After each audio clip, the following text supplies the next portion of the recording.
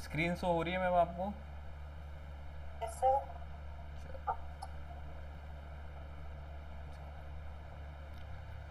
Okay. Okay then, good morning to everyone. Now we start our new lecture series regarding the international law. तो international law बड़ा ही एक somehow we can we say that थोड़ा सा controversial topic रहा है कि पहले तो ये लॉ है या नहीं है, ये भी एक डिस्कशन का पार्ट रहा है। और दूसरा ये रहा है कि कैसे बना, क्या फोर्सेस हैं, क्या इन्फोर्सिंग अथॉरिटीज़ हैं, न्यू है कि एंशियंट है, क्या एस्पेक्ट्स हैं। A law, whenever we use word law, there is a definitely some of the sovereign authority. I personally believe कि लॉ तो वही है जो इन्फोर्स कराया जा सके, इज इट और नॉट? अगर इन्फोर्सिंग अथॉरिटी नहीं है तो it's quite difficult to say something as a law. It's become like a moral ethics, humanity की वो बातें ही हैं बस। अब वो लोग मानना या लोगों का ना मानना वो अपने ऊपर डिपेंड करता है, उन लोगों का सब्जेक्टिव क्वेश्चन हो गया। लॉ जहाँ वर्ड आ जाए वो ऑब्जेक्टिव है, या तो लीगल है या इलीगल है। जब मॉरलिटी की बात आ जाए वो इमोरल और मॉरलिटी वो depend upon their the circumstances and the personal affairs पे है। तो same concept with the international law है, law which are deal on the international creativities, international citizens के साथ जो वर्क करता है, इंटरनेशनल एक्टर्स के साथ, एंटिटीज के साथ जो वो लॉ डील करता है, that is the international law. और वो कैरेक्टर एक्टर है आपके स्टेट्स, आपकी sovereign authority, representators, state organisations, NGOs, groups and the individuals are work on a international, जो इंटरनेशनली वर्क करते हैं, either be in trade, either be in militants, either be a politicians, जो भी कोई है, that are deal with the international law. अब requirement की अगर मैं बात करूं कि क्यों रिक्वायर पड़ा या फिर क्या इसका मेजर प्रिंसिपल्स रहा, तो international law is, it can be says that the requirement of the international welfare. जब दो तीन, देखो बहुत सारी कंट्रीज हैं, न्यूमरस कंट्रीज हैं। अब क्या है कि इस कंट्रीज, ये वाली सपोज जैसे अमेरिका है, अमेरिका ने बहुत ज़्यादा डेवलप कर लिया, और country like Pakistan and India and some other one like Sri Lanka, they is a developing country, under developed या फिर डेवलपिंग कंट्रीज हम इन्हें बोलते हैं। तो अब अमेरिका अकेले ही डेवलप करे इससे तो पूरी अर्थ का डेवलपमेंट नहीं होगा। Whole world is a village, हम एक ग्लोब में रहते हैं, एक विलेज में रहते हैं, पूरा संसार एक गांव है। और उस गांव का अगर एक पार्ट, एक समुदाय डेवलपमेंट करे तो पूरे गांव का तो उससे उद्धार नहीं होगा। या फिर मैं इसको, जैसे हमने इन्वायरमेंट लॉ में पढ़ा था कि अमेरिका तो कोई पॉल्यूशन नहीं कर रहा, कोई श्रीलंका या पाकिस्तान पॉल्यूशन क्रिएट कर रहा है, तो इफेक्ट तो अमेरिका आपको भी उसको झेलने पड़ेंगे। अर्थ अगर डिमोलिश होगी, अर्थ का इन्वायरमेंट अगर डिमोलिश होगा तो whole of the her country को झेलना पड़ेगा। तो it's the duty of the developed country to provide the aids of the under development developing country to work together with everyone. ऐसा नहीं कि के लिए आप आगे बढ़ते रहे, सबकी है ये अर्थ, सब इसके लिए रिस्पॉन्सिबल है। In that type of situation when we are occur the trades, we are make the norms, we are make the rituals, we are sharing the culture with everyone, तो उस समय हमें इंटरनेशनल लॉ की requirement आई, जहाँ पे हमने हर किसी को ट्रेडिंग का राइट दिया, हर किसी को कल्चर एक्सचेंज का राइट दिया, एजुकेशन का, डेवलपमेंट का, टेक्नोलॉजी ट्रांसफ़र की, जब यहाँ पे राइट शेयर्स की बात आई तब वहाँ पे ट्रेड की और इंटरनेशनल लॉ की बातें आई। एक एस्पेक्ट इसका ये अच्छा वाला व्यू रहे, ये रहा। दूसरा व्यू ये रहा कि भैया डेवलप्ड कंट्रियाँ आपस में सर्वोच्चता की लड़ाई लड़ने लगी कि मैं सुप्रीम हूँ, you are the inferior, I am the superior. हर कंट्री अपने आप को डेवलप्ड बोलने लगी, कोल्ड वॉर स्टार्ट हो गया, हॉट वॉर स्टार्ट हो गया। In that type of situation to establish the peace in whole over the world, we are come with the concept of the international law। तो चारों तरफ war की situation create होने लगी, अपने बेनिफिट्स के लोग दूसरे के, अपने डिस्क्रिमिनेशन स्टार्ट कर दिया, उस कंट्री से हूँ जी, उस कंट्री से हूँ। अभी तक जो हमने कॉन्स्टिट्यूशन में डिस्क्रिमिनेशन पढ़ा, we are just are concern about the caste and communities, now we are concern about the international characters.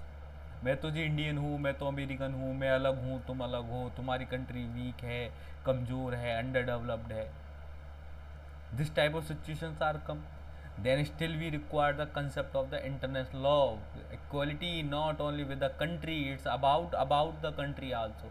Apart from the country, on the international level, we have to be recognize the concept of equality, recognize the concept of rule of law, recognize the concept of the sovereignty, recognize the concept of the equal living standard and all stuff with the human rights के जो concept हैं अब हमें international level पे चाहिए. Get it. तो इस तरीके से इंटरनेशनल लॉ हमने क्रिएट करा और हमारे साथ स्टार्ट हुआ. कुछ डेफिनेशंस हैं अलग अलग. फिर जैसे कि हमने लास्ट टाइम कुछ डेफिनेशंस का पार्ट करा, मेजोरिटी आपके पास ये डेफिनेशन है. यूजीसी नेट के क्राइटेरिया के एस्पेक्ट से आप उस डेफिनेशंस के कीवर्ड लेंगे और उन कीवर्ड के हिसाब से उसको मेमोराइज करने का ट्राई करेंगे. जैसे कि अगर बेंथम की बात आए तो बेंथम ने तो just says about that in 1780 की the international law is a no law, it's just a moralities. तो बेंथम ने तो मॉरलिटी का कहा कि उसने तो ये कहा कि ये लॉ है ही नहीं. ठीक है. फैनविक से हम स्टार्ट करेंगे कि व्हाट द फैनविक से. फैनविक से it is the body of rules accepted by the general community of nation as defining their rights means of the procedure whose those right has been protected, violation of them is redressed. Simply stated, फैनविक ने क्या कहा, general community of the nation है ये. वैसे rules जो generally लोगों ने accept करे हैं, अलग अलग राज्यों अलग अलग देशों ने जो जनरली एक्सेप्ट करे हैं, that rules are called the international law. ठीक है जी. तो फैनविक के साथ हमने क्या रखा, general community of notion accepted by the nation, general community of Nations. ठीक है. If I go with the J.G. Stark, it is the body of law comprise the greater part of its principles and rules of conduct which state feels themselves found to observe, therefore do commonly observe in their relation with each other. कि ऐसे rule of conduct जिनको देख के states को लगा कि हमें ये ऑब्जर्व करने चाहिए और उस एक दूसरे के साथ मिलकर ऑब्जर्व करने चाहिए, उस रूल ऑफ कंडक्ट को हमने इंटरनेशनल लॉ बोला. तो J Starke is keyword is the I think is the rule of conduct. तो रूल ऑफ कंडक्ट जहां वर्ड यूज होता है then you will be prefer that is the definition are coined by the J Stark.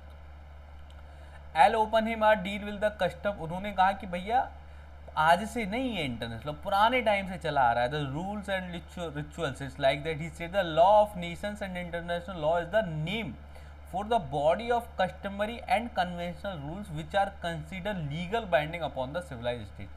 वह custom और rules जो पुराने समय से चले आ रहे हैं, अब जब उन्हें लीगल बाइंडिंग मिल गई वो इंटरनेशनल लॉ में बन गई. ठीक है. तो when ever the word custom use, it's the definition coined by the Oppenheim. J.L. Briley says that law of nations, international law may be defined the body of rules and principles or action which are binding upon the civilized states in their relationship with each other. जब civilized state को कोई rules और principles bound करें उसको हम international law कहेंगे. तो it's the binding upon the civilise states. दो वर्ड आपको याद रखने, बाइंडिंग अपॉन सिविलाइज स्टेट. जब ऐसे प्रिंसिपल्स ऐसे एक्शन जो सिविलाइज स्टेट को बाउंड करते हैं तो वो आपके इंटरनेशनल लॉ है. एक वर्ड यहाँ पे बड़ा अच्छा, सिविलाइज स्टेट की. जो भाई अनसिविलाइज स्टेट है उसके लिए कोई इंटरनेशनल लॉ नहीं है. जो अच्छे और सिविलाइजेशन को फॉलो करने सभ्यतावान जो देश हैं वही इंटरनेशनल लॉ की रिस्पेक्ट करेंगे. Get it. Then is about the Philip J. Jessup said that the international law or law of nation must be defined as the law applicable to the state in their mutual relationship with the other state. जब बहुत सारे states mutually मिलके कोई law decide करते हैं वो international law है. तो Jessup are concern is the more with the mutual relationship. Torsten Gill, ये सारी डेफिनेशंस आपको मेमोराइज होनी चाहिए क्योंकि ये पूछी जाती हैं नेट में. डायरेक्टली मैच द फॉलोइंग्स भी आ सकते हैं या फिर एक डेफिनेशन देख के उसमें दे रखे हो नाम की, बताओ ये किसकी है. तो कीवर्ड्स आपको पता होंगे तभी आप बता पाएंगे. या तो पूरी डेफिनेशन याद रख लो या फिर आई प्रेफर कि कीवर्ड्स याद रख लो. ठीक है. Torsten Gills, the term international law means the body of rules of law which apply within the international community or society of the state. तो ऐसे लॉ जो इंटरनेशनल कम्युनिटी पे और स्टेट्स की सोसाइटी पे अप्लाई होते हैं वो इंटरनेशनल है. तो Torsten is more concern about the apply with in the international communities. Gray says that the international law or law of nation in the name of body or rules according to their usual definite result conduct of the state in their intercourse with each other, की दो तीन state आपस में उनका क्या conduct होता है मिलने के बाद एक दूसरे किस तरीके से इंटरकोर्स करते हैं, वो लॉ है। जो ऐसा रूल, ऐसा ऐसे प्रिंसिपल जो आपको ये बताएं कि आपस में आपका कंडक्ट कैसा होगा, that is the international law. ठीक है, तो कंडक्ट ऑफ द स्टेट जहाँ वर्ड यूज हो रहा है उस पर फोकस है, that is the definition given by the Gray. Last is about the according to Hall international law consist of the certain rules conduct by modern civilise state. तो पहले जो एक हमने डेफिनेशन पढ़ी थी ब्राइली की, यहाँ पे हम डिस्कस कर रहे हैं कि binding civilise state, but if the concept are come with the Hall तो it's are more focused with the modern civilise state regarding as binding. तो Brierly are said that the binding the civilise state और Hall are give the binding the modern civilise state. तो ये definition दो जरूर clear हो कि Brierly is the civilise state and the Hall with the modern civilise state, binding कर रहे हैं उनके रिलेशनशिप को। ठीक है, so that is the some of the scholars definition regarding the international law. Is it clear with everyone? Now we come about the objective. भैया objective तो similarly सबसे पहले है पीस का। रियलिटी में जब इंटरनेशनल लॉ फॉर्म हुए तो पीस एंड सिक्योरिटी हुई कि हमने ट्रेड स्टार्ट करी तो ट्रेडर्स को सिक्योरिटी मिले, हमने कल्चर एक्सचेंज स्टार्ट करा तो स्कॉलर्स एंड थिंकर्स को सिक्योरिटी मिले, और लोगों के बीच में वॉर कम हो। इंटरनेशनली वॉर देखो कहीं भी किसी भी कंट्रीज के बीच में हो, इफेक्ट हम सब पे होगा। तो first object regarding to maintain the peace and security, में resolve the dispute in a peaceful manner, better and brighter human kind cooperation, disarmament of the weapon, weapon को खत्म करा जाए। Weapon construction is not any how be beneficial for a human being. हर country इस होड़ में लगी हुई है, they are create more and more weapons with each other. और बड़ी दुख की बात है कि इस वेपन को वो सिक्योरिटी का नाम देते हैं, और सिक्योरिटी किससे? दूसरे ह्यूमन बीइंग से। वो भी वेपन क्रिएट कर रहा है उसी ह्यूमन बीइंग से। भाई हम वेपन क्रिएट कर रहे हैं पाकिस्तान के खिलाफ, पाकिस्तान से बचाव के लिए, और पाकिस्तान क्रिएट कर रहा है हमसे बचने के लिए। दोनों एक दूसरे पे नाम रख रहे हैं। एक दिन आपस में बैठ के कह दो कि भाई हम एक दूसरे को नहीं तंग करेंगे। Why are you investing so much resources this weapons? हमारी कंट्री में हमारा डिफेंस बजट हमारे एजुकेशन बजट से ज़्यादा है, और it's this problem not only with India, Pakistan also. They are more concerned about their security and rather to be the jobs and education. तो हम इससे अच्छा एक दिन उस मैटर को सुलझा लें, वो ज़्यादा बेटर है, आगे तक की तो प्रॉब्लम खत्म हो। Apart from this security we are more concern about the climate change, refugee crisis and the environment also. Recently हमने सारे एनवायरनमेंट लॉ पढ़े तो हमने देखा कि एनवायरनमेंट के लिए बड़े ही इंटरनेशनल लेवल पे laws and conferences are occurred. Internal and next is about the international treaties and convention right में जो लॉज बनते हैं, ट्रीटीज में कस्टम क्रिएट करे जाते हैं, ट्रेड के रिगार्डिंग कोई लॉज हम क्रिएट करते हैं तो वो राइट मैनर में हो। ऐसा ना हो कि आपने कुछ ऐसा लॉ बनाया कि आपने अपना ग्रुप बना लिया और अपनी अपनी कंट्रीज का ग्रुप बना के और खुद ही ट्रेड कर रहे हैं और किसी स्पेशल कंट्री को टारगेट करके उसे कुछ दे ही नहीं रहे, उसे नुकसान पहुंचाने के लिए आपने अपना ग्रुप बनाया है, तो that will not be allowed. वो एक कॉन्ट्रैक्ट में एक हमारा कंसेप्ट था ना, illegal contract, unlawful contract and unlawful consideration, तो आपकी कंसिडरेशन अनलॉफुल ना हो।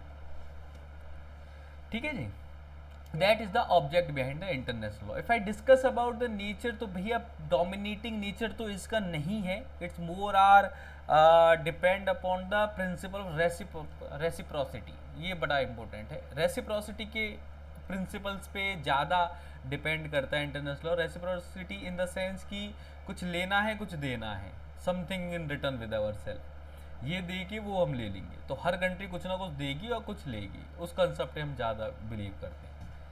ऐसा नहीं होगा कि एक ही से आप लेते रहेंगे दूसरे को देंगे नहीं। ठीक है, apart from that morality, ethics, municipal laws, cooperation, collective actions, इन पे जिसका peaceful manner, implements laws, territories, इस पे more concern about the international law. इसका नेचर एज सच एथिकली ज़्यादा है और इन्फोर्सिंग नेचर थोड़ा सा कम है।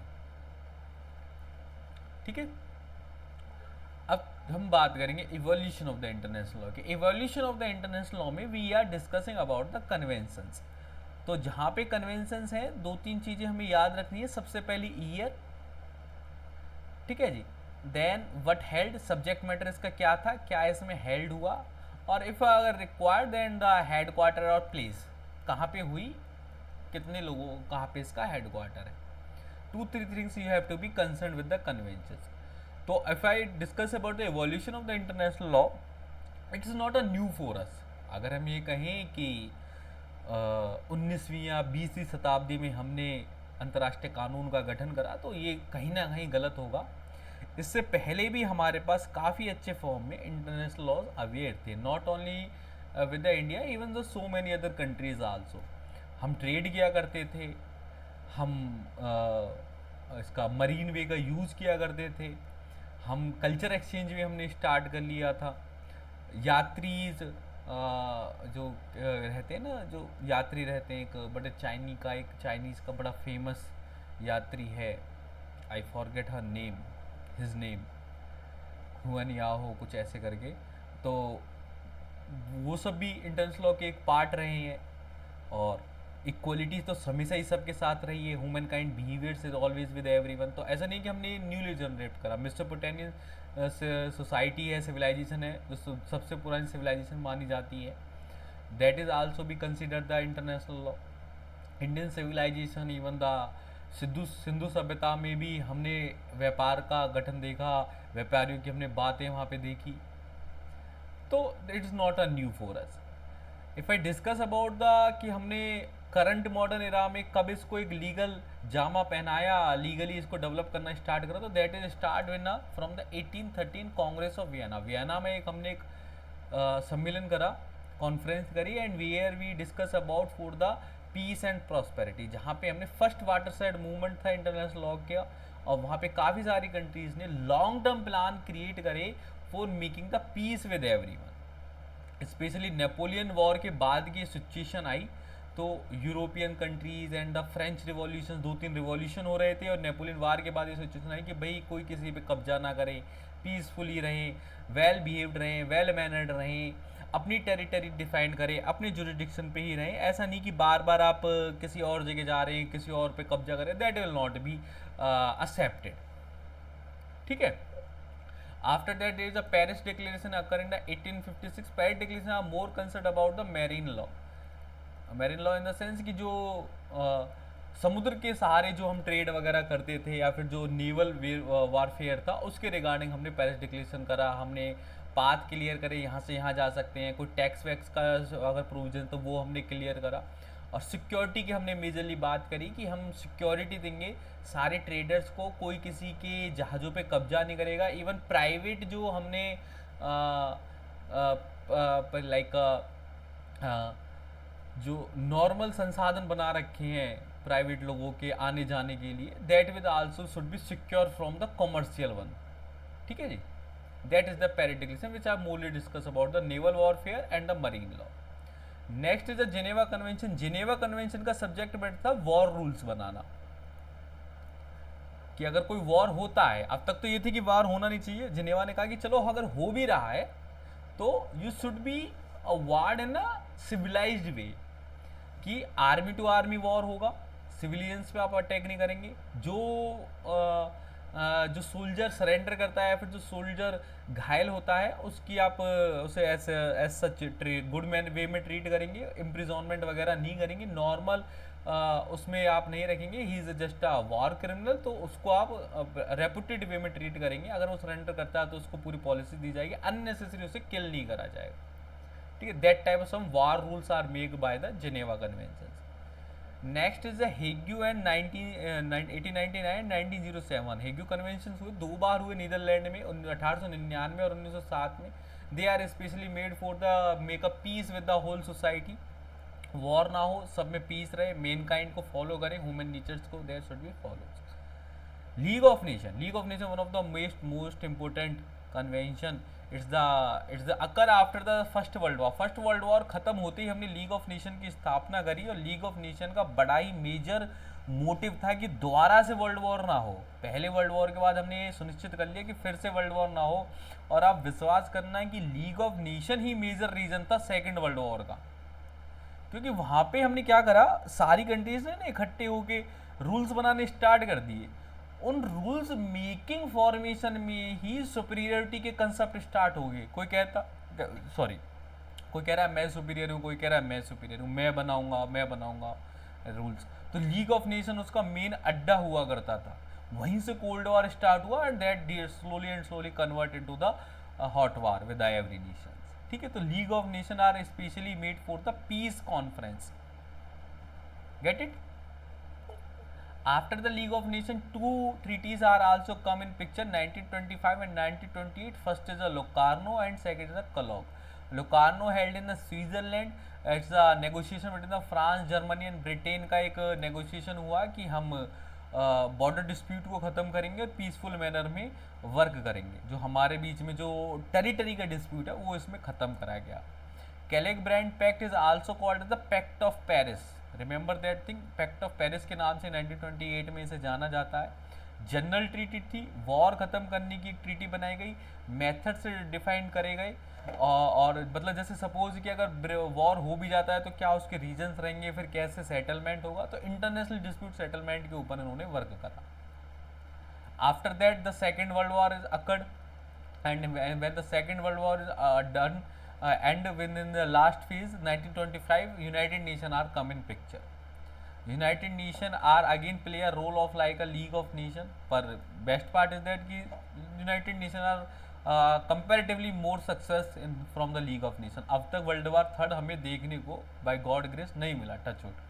तो 24 अक्टूबर 1945 को हमने यूनाइटेड नेशन की स्थापना करी सैन फ्रांसिस्को में 15 गवर्नमेंट्स के साथ। और इसके बाद till now I think almost every country are the member of a united nation. UN के सभी मेंबर हैं और they are work together which other. बहुत सारी ऑर्गन्स हैं यूएन के, general assembly, UN conference, UNCCC, UNHRC, so security council, that are primarily ICG.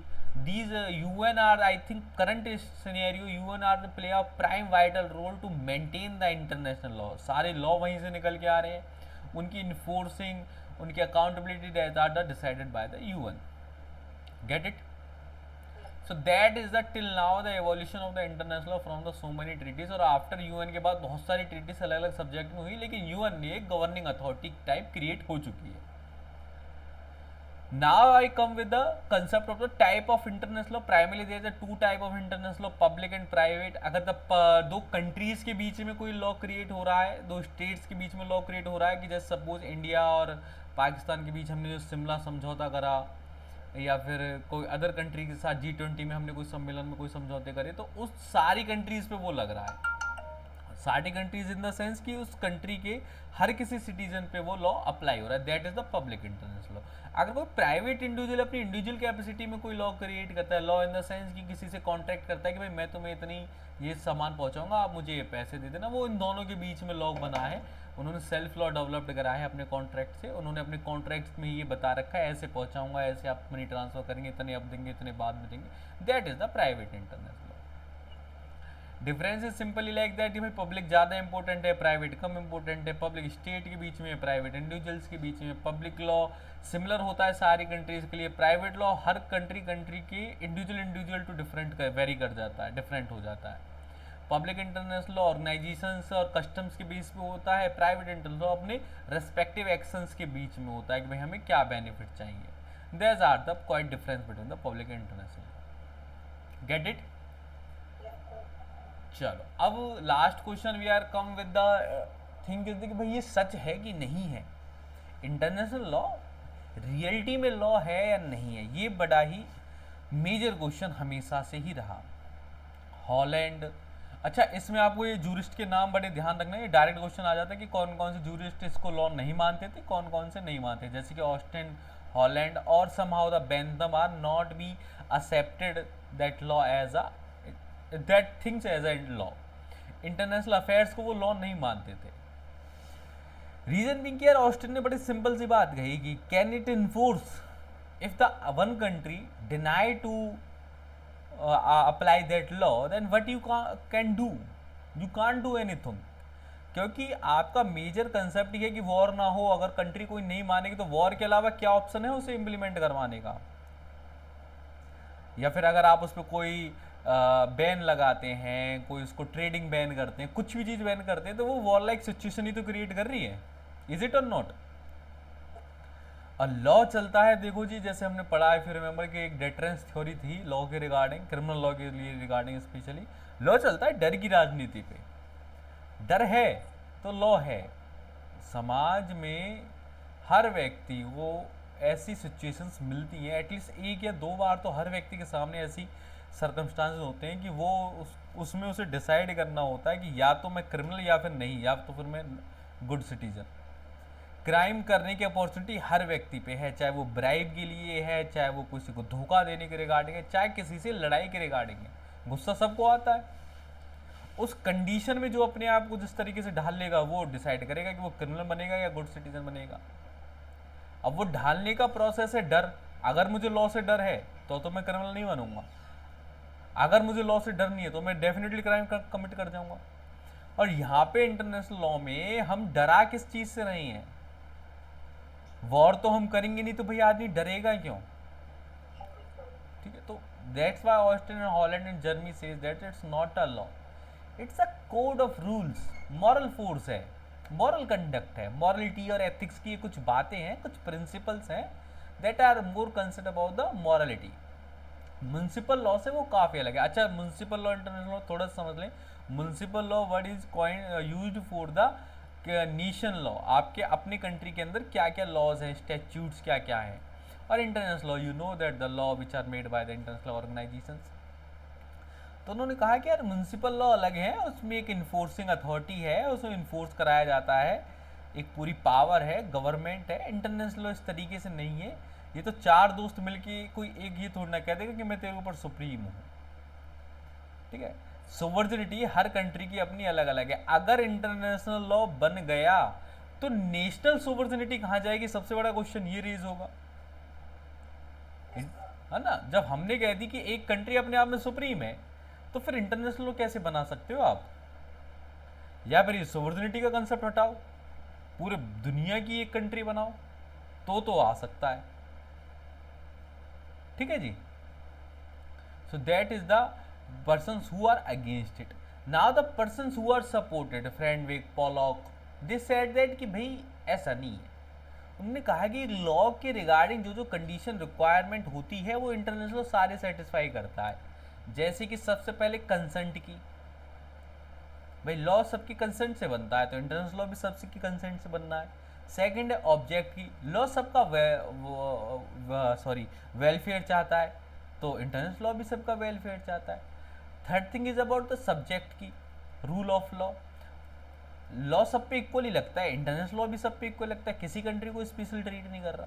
इसके लिए यूएन ऑर्गेनाइजेशन है, लॉ बनाते को देखती है, किसी को स्पेशल ट्रीट नहीं कर रहा। अब आप कह रहे हो इन्फोर्सिंग की, तो आप ये बताइए कि इन्फोर्स तो म्युनिसिपल लॉ भी नहीं हो पा रहे, क्या वहां क्राइम नहीं होते, वहां लॉ ब्रेक नहीं होता?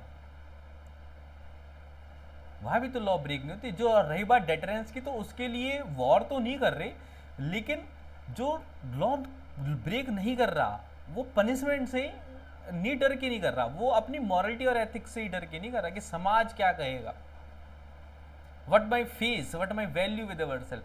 अगर कोई कंट्री इंटरनेशनल लॉ को फॉलो नहीं करती, इसका मतलब वो humanity, fundamentals, human rights, subject values, welfare, norms, ethics को नहीं मानती, तो उस कंट्री का करेक्टर क्या बन के आया पूरी दुनिया के सामने?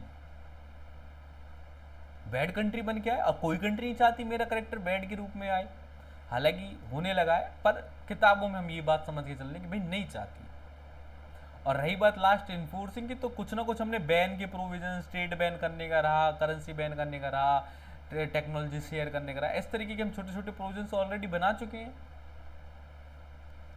ठीक है, और तब उन्होंने ये कहा कि भैया इंटरनेशनल पीस को बनाए रखने के लिए इंटरनेशनल लॉ बहुत जरूरी है। और यूएन तभी ये कहता है कि क्योंकि इंटरनेशनल लॉ है तभी आज तक हमने पीस बनाए रखी, क्योंकि लॉ ने ही सबको डिसिप्लिन कर रखा है। अदरवाइज अब तक तो थर्ड क्या fourth fifth sixth world war हो जाते। ठीक है, तो that is a two different theory. For the exam purpose, for the UGC NET exam purpose, you have to be strictly concern about the scholars with them. आपको पता होना चाहिए कौन किसके थे। जो मैंने पीडीएफ शेयर करी उसमें कुछ 2-3 नाम और हैं, तो उनकी लिस्ट बना ले भैया, ये सपोर्ट में थे, ये सपोर्ट में नहीं थे, बेस्ट। Gate it? चलो यहाँ तक हमने इंटरनेशनल लॉ की डेफिनेशन, ऑब्जेक्ट और उसके types and the theory regarding the support and against की हमने कर ली। अब now we come with the subject. International law के कौन कौन से सब्जेक्ट्स हैं? इसकी भी 3 थ्योरी हैं, और इसमें भी आपको ज़्यादा नहीं करना, बस नेम से कंसल्ट रखना है कि कौन स्कॉलर किस थ्योरी से रिलेटेड करता है। एक थ्योरी कहती है कि भैया स्टेट ही इसका सब्जेक्ट है, और जो लोग हैं, इंडिविजुअल्स हैं, वो तो ऑब्जेक्ट हैं। मतलब कर्ता जो है वो स्टेट है, और कर्ता जिस पे काम कर रहा है वो इंडिविजुअल है, ऑब्जेक्ट है। ठीक है। दूसरी थ्योरी कहती ना ना ना, स्टेट थोड़ी करता है, स्टेट तो रिप्रेजेंटिंग बॉडी भी तो इंडिविजुअल्स की है। अगर कोई लॉ इंटरनेशनली बन के आया और भारत सरकार कही भैया ये हमें लागू करना है, और भारत के लोग मना करते नहीं नहीं नहीं, तो लागू थोड़ी ना हो सकता है। हमारी कंसेंट से लॉ बनेगा, इंटरनेशनल की कंसेंट से थोड़ी ना बनेगा। अगर बना भी दिया सरकार ने तो अगली बार में हम सरकार गिरा देंगे, नई सरकार उस लॉ को हटा देगी, क्योंकि वो हमने चुनी है नई सरकार। तो नेक्स्ट थ्योरी सेज दैट कि भैया स्टेट इसका करता नहीं है, इंडिविजुअल इज द सब्जेक्ट है, और स्टेट जो है मीडियम है, स्टेट करता नहीं है, इंडिविजुअल है सब्जेक्ट। समझ आ रही है आपको ये बात कि भैया इंडिविजुअल जो करता है वो करता है। किसी भी कंट्रीज के अगर लॉ बन रही है, वो रिप्रेजेंटेटिव भी इंडिविजुअल्स का पार्ट ही है, वो इंडिविजुअल्स को ही रिप्रेजेंट करने आ रहे हैं। जो गवर्नमेंट है वो इंडिविजुअल्स को रिप्रेजेंट कर रही है, और वही मेन है, वही इंटरनेशनल लॉ को आगे बढ़ा के चलते हैं, और कोई नहीं। अगर सारी दुनिया के सारे लोग किसी चीज़ को नहीं चाहते तो वो लॉ नहीं बन सकता। ठीक है। नेक्स्ट थ्योरी इज दैट कि भैया इंडिविजुअल भी है, स्टेट भी है, और अदर ऑर्गेनाइजेशंस भी हैं, सभी हैं। कई बार क्या होता है कि कोई लॉ आया, वो लोगों को बेशक अच्छा ना लगे, लेकिन लोगों के हित में जरूर है। समझ रहे हैं आप? लोगों की पसंद में हो या ना हो, लेकिन लोगों के हित में जरूर है, और स्टेट को, गवर्नमेंट को बस समझ आए तो वो लॉ बन जाता है। जैसे कि इन्वायरमेंट लॉ की अगर मैं बात करूं, तो काफ़ी लोगों को अच्छा नहीं लगता कि यार पॉल्यूशन पे करना पड़ेगा, पॉल्यूशन नहीं करने दे रहे हमें, पर वो लोगों के हित में है, लॉन्ग टर्म के लिए, इसलिए गवर्नमेंट उसे बनाती है। So these are the 3 theory, some of are also added there, we will discuss it also. तो स्टेट की अगर मैं बात करूं कि स्टेट ओनली सब्जेक्ट, तो Oppenheim, Percy Corbett are the major philosophers of this theory, and this says that the state are the only subject of the international law and individual are the incumbent of the right and duties। Individual पे तो right and duties इनक्यूम्बेंट होती हैं, state ही measures करता है। Second theory is that the only individual are the subject of international law. The Kelson is the major scholar of this theory, and he said that the international law primarily deal with the individual, not with the state। ठीक है। And the other theory said that the state, individual and entities, all other entities like a NGO, कोई organizations है, all are the non-state entities are also be the part of a state subject। सभी करता है, सब मिलके काम करते हैं, जिस टाइम पे जो जो रिक्वायर्ड है वो ही काम करता है। इसके लिए केस हमेशा फेमस रहा है, Danzig railway official case. Just remember the name of it, कि Danzig railway official case are related with the third theory which says that the state, individual entity all are the international law subject. Get it? Yes, sir. Okay, done. So here we covered the every aspects of the international law till now, regarding their definitions, regarding their objects, regarding their types, regarding their theories that it is valid or not, or regarding their subject। 3 subjects are there: state, individual and the all other entities। ठीक है। चलो आज class यहीं and करें। किसी कोई doubt?